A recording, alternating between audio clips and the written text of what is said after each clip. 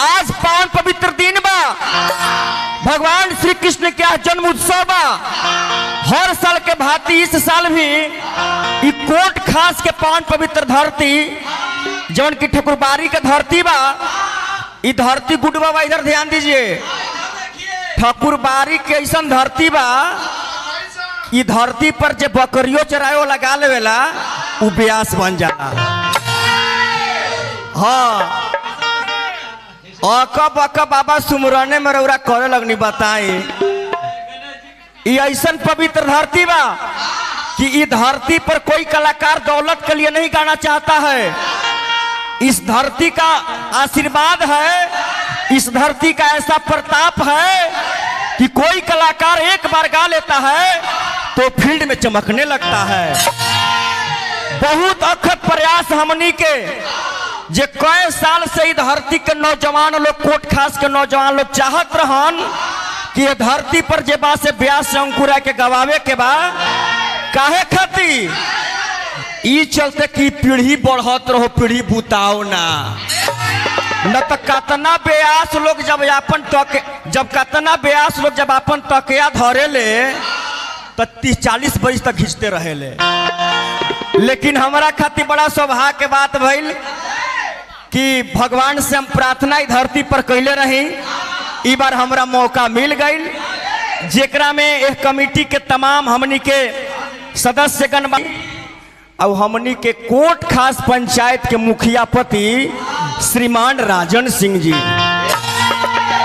राजन हमनी के राजन भैया कहनी कि अंकु बाबा 2 दिन पहले ही फोन करके बोले कि का भैया मेरा कार्यक्रम होगा कि नहीं होगा। भैया ये जगह ऐसा जगह बा कि जगह पर गईला के बाद आदमी के लेबल लग जाला। आए गुड्डू बाबा के हाड़ में हरदिया हम लगा देने, न तो गुड्डू बाबा गणेश भगवान बाड़े के साथ चूहो पूजा ले। अब हमारे चलते रौरो पूजा गईनी, न तो राउर हाड़ में हरदी ना लागी। हाँ ये 2 गोला बाबा गरम करके गाय शुरुए से लड़की जस्ट आवाज लेके रउरा गावत तनी सुमरने से बताई। ऐसी गाना बजाना होला महाराज तो यहाँ। हाँ हमनी के गार्जियन यहाँ नवल किशोर राय जी बानी, इन्हें हमनी के दीपक गिरी बाबा बानी, सुरेंद्र शुक्ला बाबा बानी, इन्हें हमनी के मनोज बाबा बानी, प्रमोद बाबा बानी। इन्हें माता पिता से बड़ा कोई देवता नहीं है। आज मेरे लिए बहुत ही सौभाग्य की बात है कि सभा में मेरे पिताजी भी विराजमान हैं, शशि भूषण राय जी। और इन्हें हमारे जितने भी गार्जियन हैं सभी लोगों को तुलसी बाबा के चौपाई के अनुसार कि सिया राम में सब जग जानी और करहु प्रणाम जोरी जुग पानी। एगो नादान कोर से माला हम गोले गोले घुमाई और जने जने ई माला घूमी तने तने जोरदार ताली बजा के आशीर्वाद देवला के काम बा। का है कि ना भाषा भाव शैली है, ना कविता सार गर्भित करती है, हृदय का प्रेम है जो आप सभी लोगों के बीच में सादर समर्पित है। माला जने जने बाजी तनी जोरदार ताली बजा के आशीर्वाद देवला के काम बा। ई चलते कि हम कोई बड़ गवैया नहीं खी, कोई बड़ कलाकार नहीं खी, लेकिन तब रौरा सब ऐसा ज्ञानी ज्ञानी श्रोता समाज हुआ बानी तो रौरा सब चाहब तो हमें 1-2 गीत संगीत गा ले। माला सगरो हम घुमाई का कि समय देखते हुए और रौरा सब जोरदार ताली बजा के हमरा के आशीर्वाद दे देबा।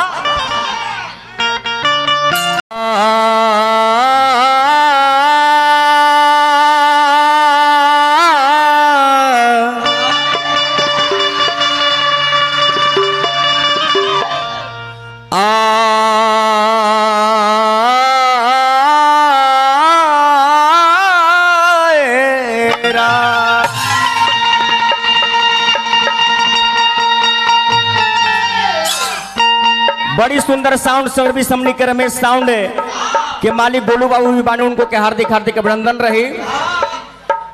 प्रेम से बोल दी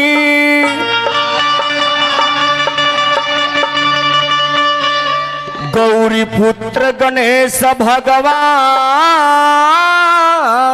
की।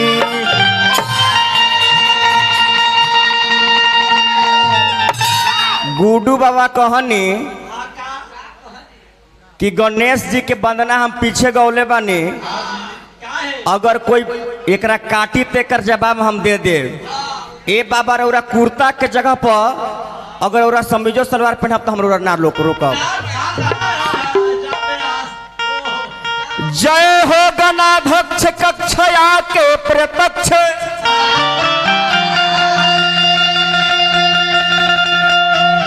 जय हो गणाध्यक्ष कक्षया के प्रत्यक्ष,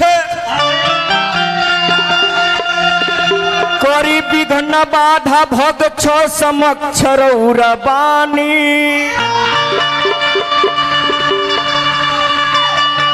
जय हो एक दंत रौरा आदि अनंत, रौर महिमा अनंत राखी पगरी के पानी।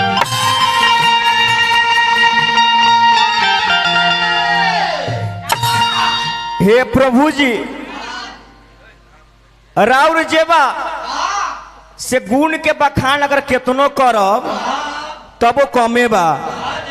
जय हो विनायक चढ़ी के मुसवा के वाहक, जय हो विनायक चढ़ के मुसवा के वाहक,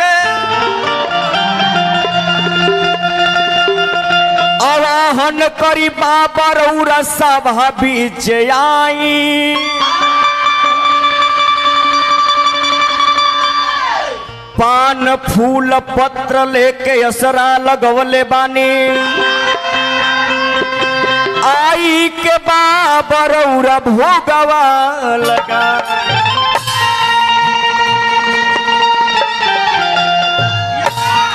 गीत संगीत के मालकिनो शक्ति वो शारदा के याद करे के बा। कौन महतारी के, जौन महतारी ब्रह्मा विष्णु महेश के पल्ला में झुला दिहली, वो कौना महतारी के? कलकत्ते के काली माई के, दुर्गा माई के, और लक्ष्मी माई के, तोहार माई के रे।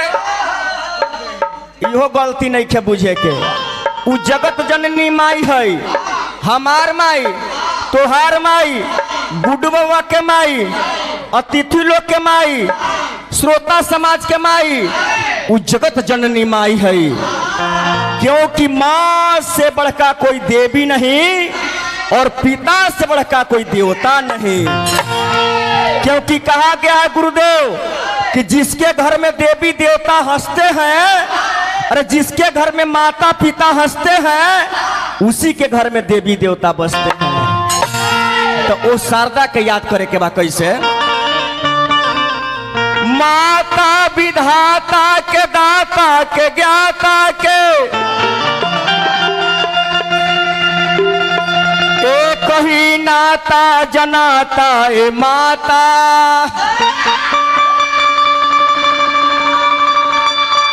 तोहरा आचर के छाता में दुखिया लुकाता, तो डूबल भवन छनाता ए माता।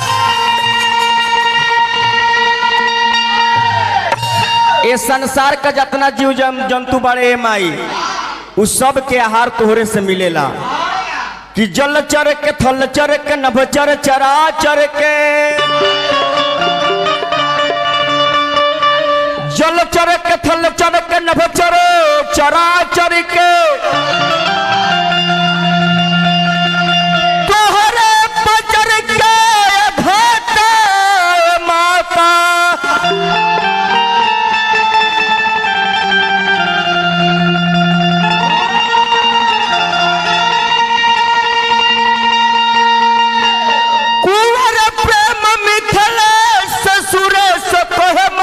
मिया दाढ़ी वाली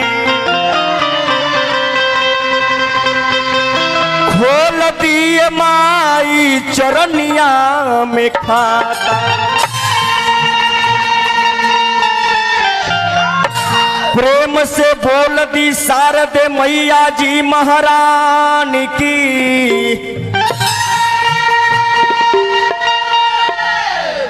मानी तो मुंशी जी सुमिरन यहाँ से खत्म हो गई, लेकिन अब हमने गा बजा के उस महतारी के याद करब कैसे? और की कबयबू हो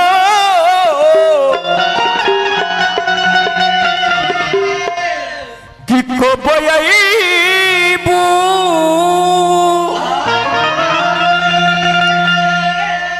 गुड्डू बाबा यहाँ श्रोता से बेसी सब कलाकार आयल बड़े 1965 वाला लय मत गई बाबा जबाना मॉडल आ गई बा चल बेटा आओ कि कबयबू हो कबयबू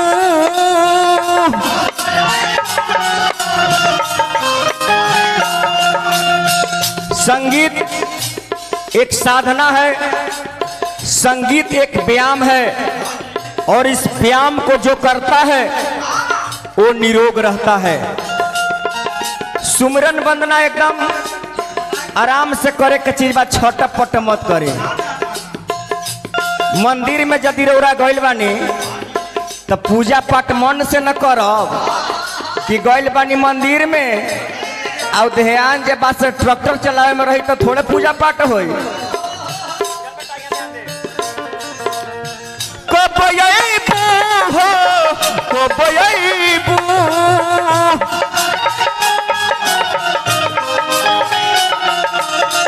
कबयबू हो कबयबू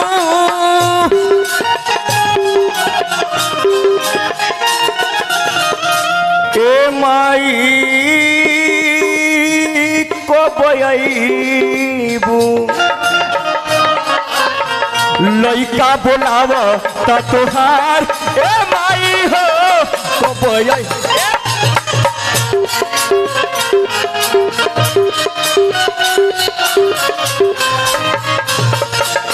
लइका बोलाव त तोहार ए माई हो कबयबू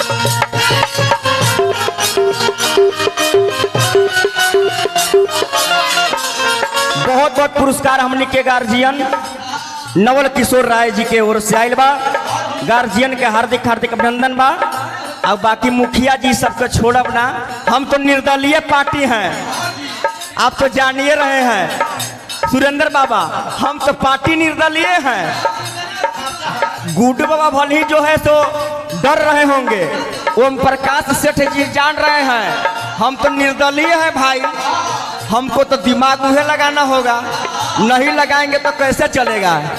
ए माई मुखिया जी के तरफ से बहुत बहुत आशीर्वाद आइल बा।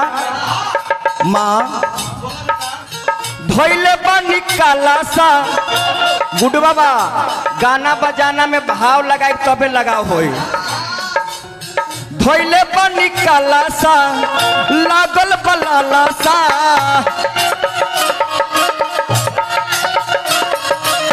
धोइले बा निकाला सा लागल बलाला सा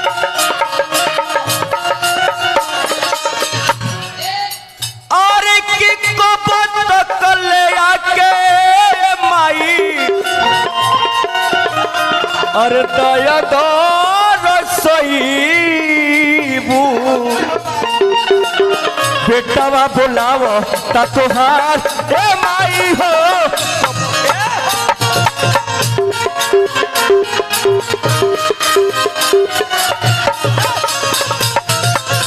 लइका बोलाव ता तोहार ए माई हो कबयबू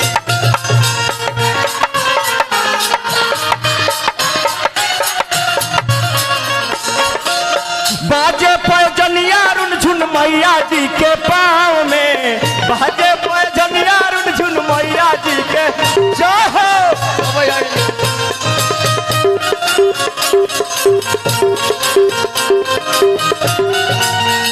बाजे पैजनिया रुनझुन मैया जी के पाँव में बाजे पैजनिया रुनझुन मैया जी के पाँव और सातो बहनिया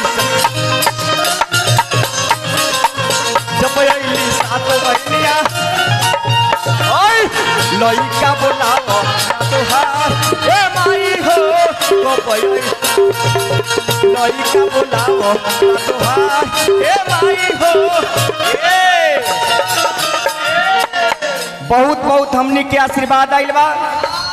नवल किशोर राय जी उर्फ डब्लू राय जी के ओर से हमनी के हमर प्रिय गार्जियन हृदय के टुकड़ा राजन बाबू के ओर से आयल बा। सुरेंद्र बाबा हम लोग निर्दलीय पार्टी है, टेंशन नहीं लेना है।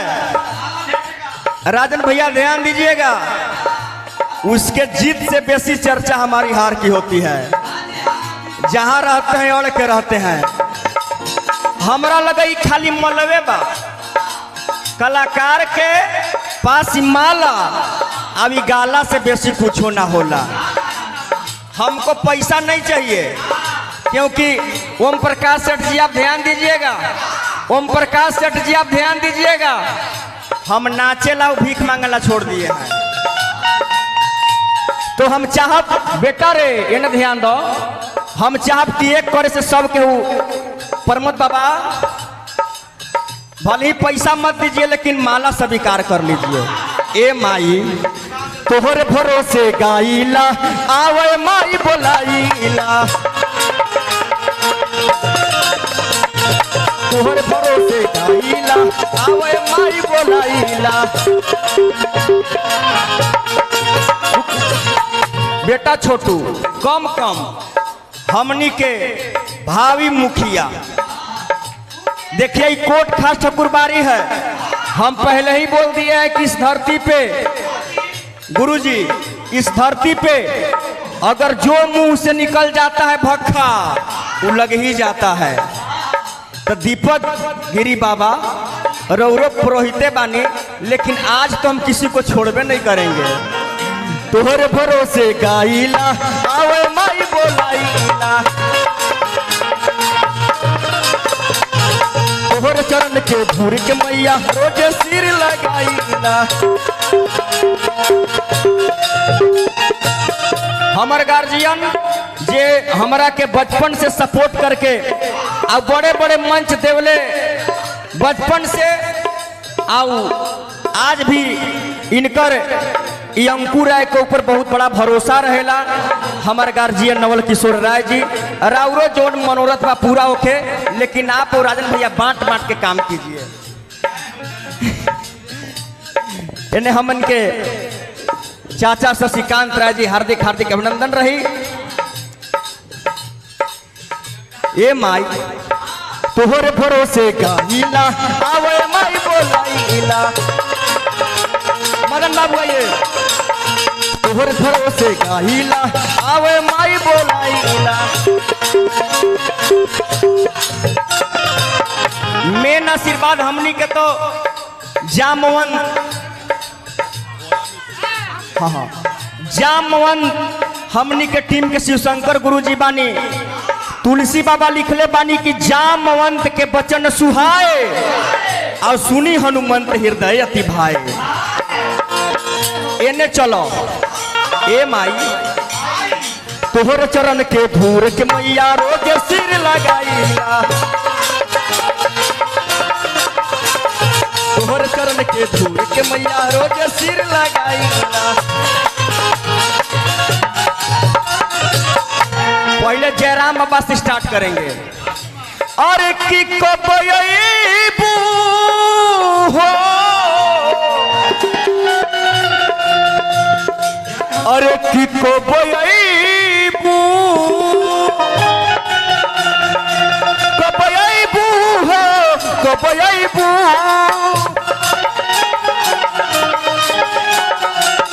एक बबुआ छोटू यहाँ डॉक्टर साहब भी हैं, इनकर दवाई देवल 2 दिन में बुखार ठीक हो जाला। रुक जा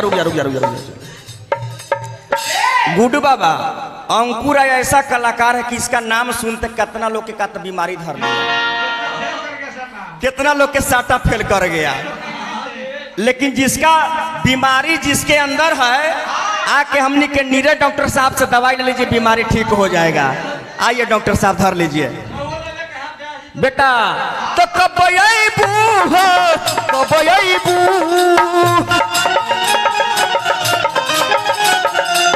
कबयबू हो कबयबू।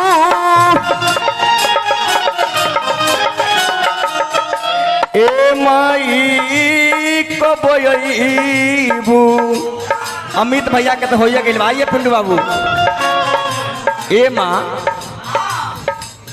इन मेन इधर आइए। मेन इस प्रोग्राम में बहुत मेहनत हमारे किए हैं ओम प्रकाश सेठ जी। हाँ 2 बार इसमें मान लेना है।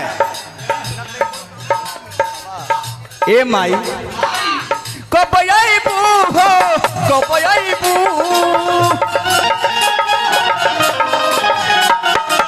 कब आईबू हो कब आईबू ए माई कब आईबू लइका बोलावो ता तुहार ए माई हो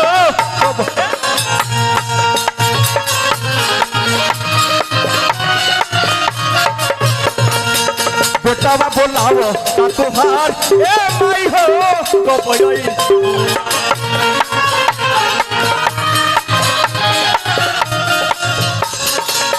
लागेला निक लागेला निक लागेला लागेला निको लागेला जय हो मैया के बिंदिया लीलार मैया के बिंदिया लीलार लागेला निको लागेला निको लागेला लागेला निको लागेला जय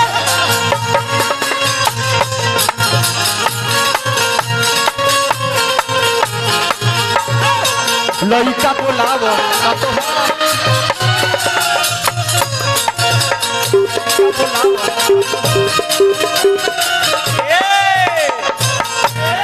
बहुत बहुत पुरस्कार हमनी के भोला। वो धर्म सत्य सनातन धर्म है तो बोल सत्य सनातन धर्म की। धर्म एक ही है तो सत्य सनातन धर्म है। इस मंच पे हम खुला बोलते हैं ओपन बोलते हैं। चाहे कोई कलाकार हो चाहे कोई पत्रकार हो चाहे कोई जानकार हो यदि मेरा आस्था के साथ खिलवाड़ करे यदि मेरा देवी देवता के साथ खिलवाड़ करे मेरे देवी देवता को अगर गाली दे तो ऐसे कलाकार ऐसे पत्रकार ऐसे जानकार को मार के भगाने का काम किया। क्योंकि पहन के रेशमी कपड़े हम अदाकारी नहीं करते पहन के रेशमी कपड़े हम अदाकारी नहीं करते अपने वतन से हम कभी गद्दारी नहीं करते और वक्त आता है तो उठाते हैं हाथ में खंजर क्योंकि हम जंग का पहले से तैयारी नहीं करते। जब इज्जत प्रतिष्ठा ना रही सेठ जी जब हमनी के धर्म में ना रही हमनी के देवी देवता के यदि सम्मान ना रही तो हमनी जी के का करब। सही बात बा कि ना ए माई इतने ना और कि तोहरे भरोसे गाई ले आवे माई बोलाई ले तोहरे भरोसे गाई ले आवे माई बोलाई ले। चाहे इहो कह सकीला ए माई कतना लोग के जेबा से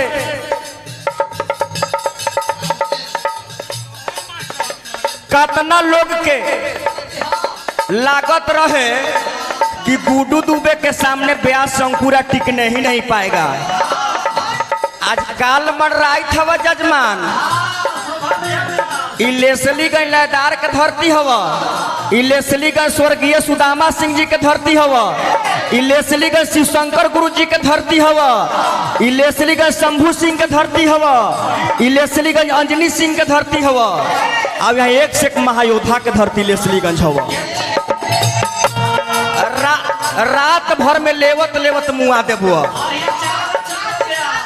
कौची जानकारी के आता पाता ए माई तोहरे हाँ बेटा बाबा तोहरे भरोसे नाजबा सिरावा पताज तोहरे भरोसे नाजबा सिरावा पताजबा।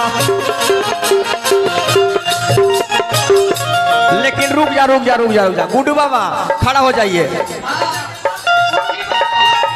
यहाँ जन रुको रुको रुको ए छोटू छोटू छोटू यहाँ ध्यान देना, जन्म उत्सव गावे आइल बानी। अभी सब अभिनंदन गुड्डू बाबा के भी रहे, लेकिन कार्यक्रम में कोनो कंप्रोमाइज ना होतो जजमान। ए माई तो ए माई का गाई जुटल है समाज बा, ए माई का गाई जुटल है समाज बा। अरे की को पयबू हो,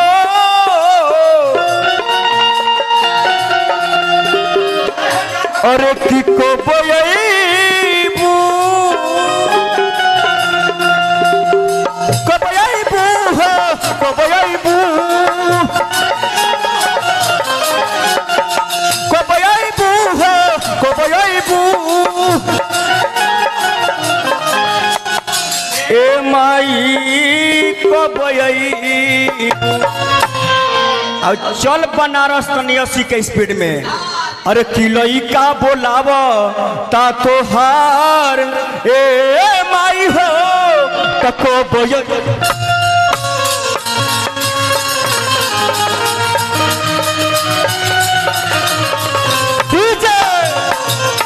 बेटा बोलाव ता तो